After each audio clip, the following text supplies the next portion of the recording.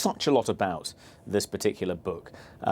He's been working on it for years. He paid a great deal of money to lure an award-winning investigative journalist from the Sunday Times, Isabel Oakeshott, to work on the book. He spent allegedly millions of pounds on teams of researchers, and the headline-grabbing, sensational story is this completely implausible nonsense about an initiation rite into the Piers Gaveston Society. You know, I've done numerous pieces of research, and people were perfectly happy to dish the dirt on their activities at the Bullingdon, but no one mentioned that the Prime Minister had been a member of Piers Gaveston. I think they would have done if it was true. So if this is really the kind of the centrepiece of Isabel Oakeshott and Lord Ashcroft's book, I mean, it is hugely disappointing for those of us who've been waiting with bated breath for about 5 years.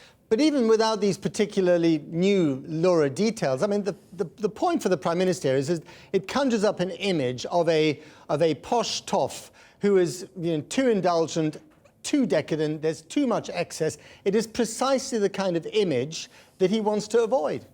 Well, I think the Prime Minister's enemies have been making these sorts of allegations now ever since he was elected leader of the Conservative Party 10 years ago.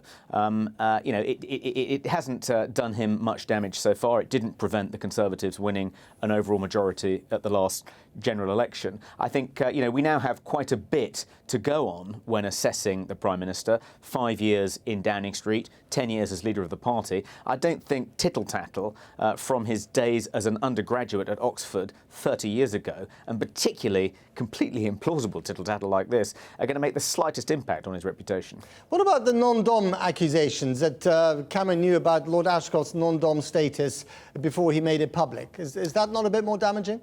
Well, I think the non-dom allegation might be more damaging if the source for that allegation was a bit more credible. But the source is Lord Ashcroft, who has more or less admitted that his reason for writing this book is to exact revenge on the Prime Minister for not giving him a senior government job in 2010. I mean, I actually don't think the Prime Minister emerges too badly from this entire episode. It looks very much like a billionaire non-dom spent £8 million trying to buy his way into high political office. He was quite rightly rebuffed by the Prime Minister, so this is his tawdry attempt to get revenge.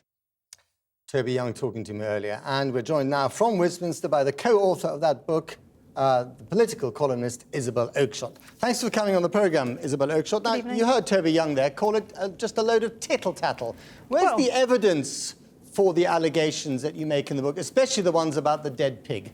Well, may I just say that I thought that Toby Young's set of comments were absolutely ridiculous and riddled with the sort of inaccuracies that if I had peddled them out in this book, he would be the first to criticise. First of all, I have not been working on this book for the last 5 years. It's 18 months. Secondly, Lord Ashcroft did not spend millions of pounds on teams of researchers.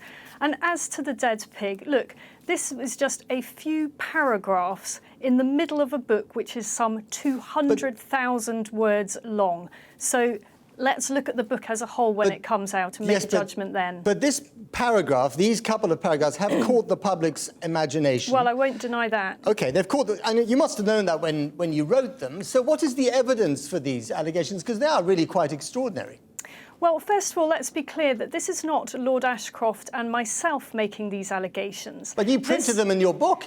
Well, give me a chance to respond here. This story first came to us via a respected Tory MP who is a contemporary of David Cameron's at Oxford University. Now, when we first heard the story, we assumed it was a joke. That source continued to repeat those allegations on a number of subsequent occasions.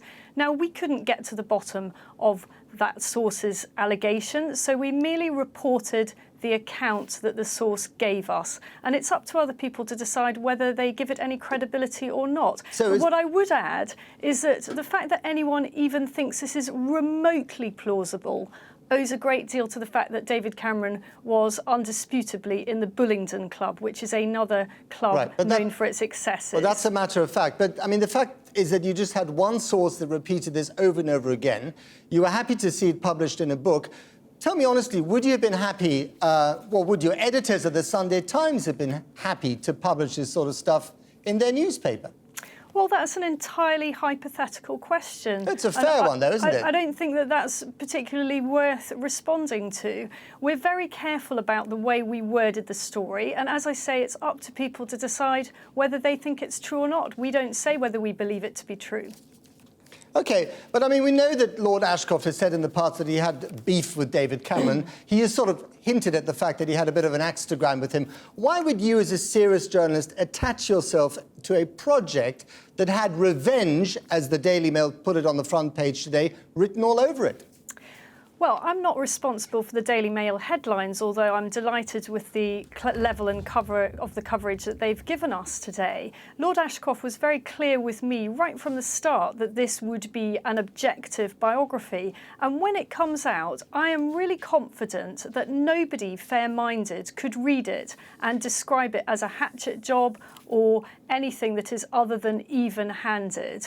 The preface where Lord Ashcroft sets out the background to the nature of his relationship with Cameron is just the preface. We wanted to deal with that head on, and that's what we did. OK, Isabel Oakeshott, thanks very much.